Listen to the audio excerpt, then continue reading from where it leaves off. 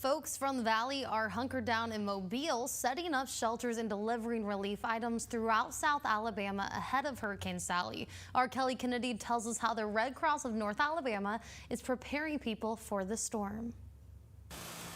Hurricanes are unpredictable. Even those predicted to be a Category 1 or 2 hurricane can be devastating.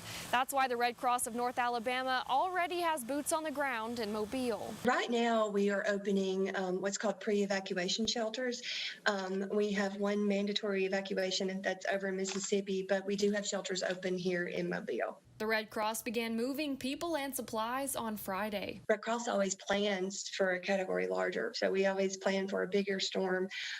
So we over prepare because we really have to. It's too late once the storm hits to get the supplies and the people where they need to be. The pandemic is not stopping for Hurricane Sally. Anyone who enters the shelters must wear a face mask and practice social distancing. The sticker that I'm wearing means that I've been pre-screened as I came into the Red Cross building here.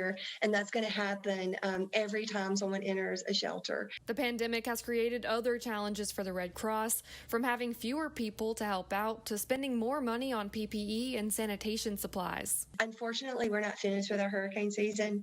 I feel like just last week we were talking about hurricanes coming through. We had Hurricane Laura.